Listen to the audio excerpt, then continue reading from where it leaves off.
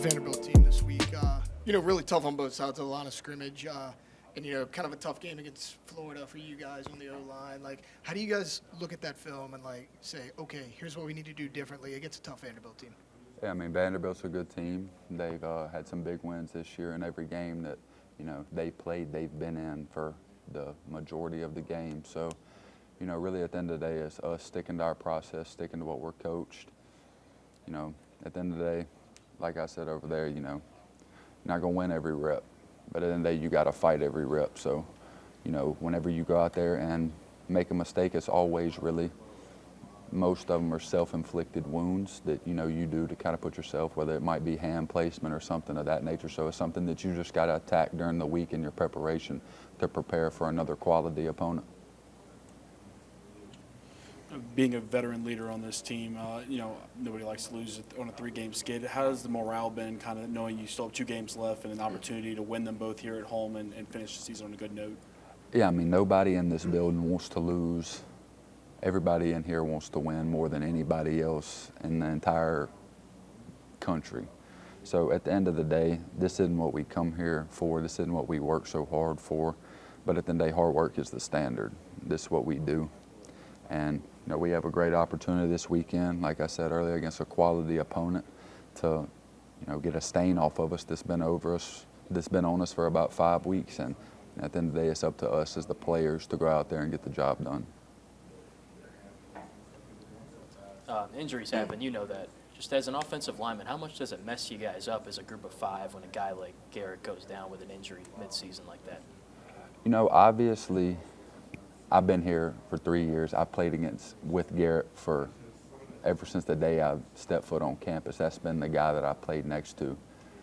And, you build, it's a bond, but it's in a different way of, you're working together. Like, it just is. Like, whenever you take reps next to somebody, it becomes muscle memory. So really, whenever somebody goes down, we recruit players here for a reason. We have good players that are, 2s and 3s in there, and it's their job to be ready to go. Coach Davis coaches the number 1 guy in the room to the bottom of the totem pole. He coaches everybody the exact same, the exact intensity, the exact same looks, all of that. So at the end of the day, you have to be prepared mentally for the challenge, and we have guys like that. And like I was saying earlier, you're not going to win every fight. I mean, whenever you're starting in the SEC against a good Florida team and it's your second start, first reps coming off of surgery, it's not going to be all roses and Skittles. It's going to have some bumps and bruises to it. So at the end of the day, you have to attack preparation, but we all have a bond in that room. So, everybody trusts each other. We all know, everybody knows what to do. Everybody's on the same page. But it's our job to go out there and make it happen. Yeah, going into that Florida game, you guys only allowed 6 sacks and then obviously 7. Would you say the inexperience was, the major Achilles heel in that game? No, I wouldn't say that. I'd say self-inflicted wounds really kind of just put us there from a, collective as an offense. We didn't really do anything that night to help ourselves. And, we had 13 negative plays as an offense. You don't deserve to win an SEC game with that type of performance, and that's really the bottom line. You can't go into a hostile environment against a good team, and people get lost in these records of Florida's this season and last season they were this. And that's a good football team. They got good players. They got good coaches. Their players can play here. Our players can play there. So it doesn't matter who you're playing in this league. This is the NFL of college football. These dudes will play on Sundays just how dudes here will. So you have to go out there every week, no matter who it is, and be prepared and, have that drive to go win. And whenever you have self-inflicted wounds on the road in a hostile environment against a good team, you don't deserve to win the football game, and that's what we did. We'll kind of stick with the injuries along the offensive line. You and Emory as well were kind of thrown in there in the fire as a freshman, right? Mm-hmm. Y'all were required to play right away. You got young guys in there now.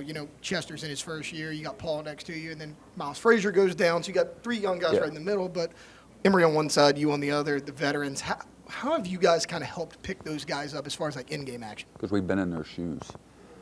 everybody, sees me play or whatever and all of that. But if you ever got the time, go back and watch my first play of college football.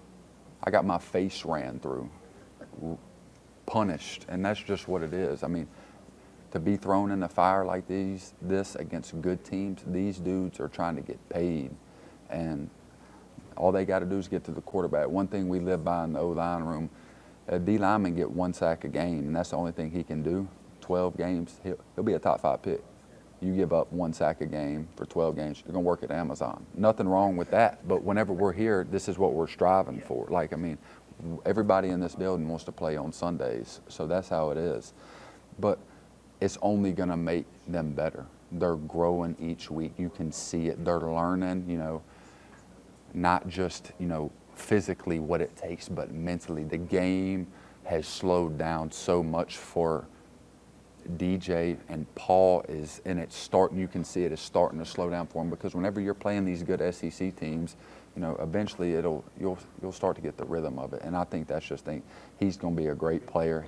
He's tough as nails. He fights. He's going to scratch and claw, and that's the thing. That's all you can ask for at the end of the day. Whenever you get knocked down, just get up, and that's what he does. And he's a hard worker, and I couldn't be more proud of him, because he's came so far since he's been here, and he's only going to keep growing. Has it been hard for you guys and the team to kind of throw all the background noise, in the past, national media on you guys, on the 3-game losing skid, fans coming at you guys? Has it been kind of hard to block out? At the end of the day, and no disrespect, but none of that really matters. Like, nobody really pays attention. I know I don't, because at the end of the day, no matter what anybody says, that ain't going to save nobody from getting the job done on Saturdays. People can say what they want about us at Florida, but, people are still mad about the Florida game. We're trying to get ready for Vanderbilt. So at the end of the day, it's just noise. And if, being in, a program like this where the standard is championships, whenever you don't perform, it's what you expect. It's part of it. And we know that. The coaches know that. And just how y'all know that. It is what it is. But it's something that you can't let it affect you. You got to go out there and just prepare and be ready to go the next week. Any more for Will, guys? We didn't ask any of the prior guys this. What do you think about these uniforms you guys are rocking on Saturday? Yeah, they're cool, because I didn't really even know we had a yellow jersey. I think the last time I saw that was that mustard one they wore when Leonard Fournette was here. But at the end of the day, it's just a jersey. We don't really buy into all of that. But at the end of the day, it looks good, I think. But Anybody else? All right, thanks. One last one. Well, you're a great vocal leader.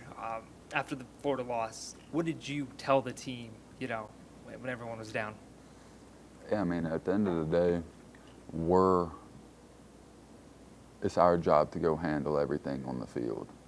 Nobody's out there with us. Nobody's opinions, like y'all were saying, nobody's opinions of what we are, what we should do, who should be fired, who should do this and that and the third. At the end of the day, we got to go out there and do it.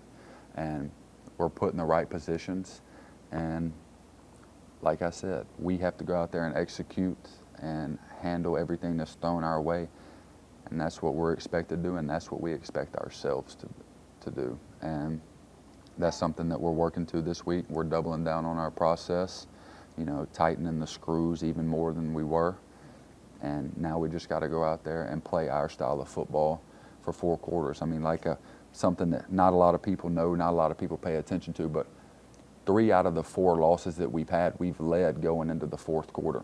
And, people that don't really pay attention, the Twitter coaches, they don't know that, but we do. And now it's about us finishing football games. And whenever, it's the final stretch, you tightening that bolt even tighter and going in and finishing what we had been doing all game. And it's up to us to do it. Nobody else can do it. It's not the coaches putting us in this, certain thing. They put us in the best position to win. They want to win just as bad as we do. So at the end of the day, we just got to go do it.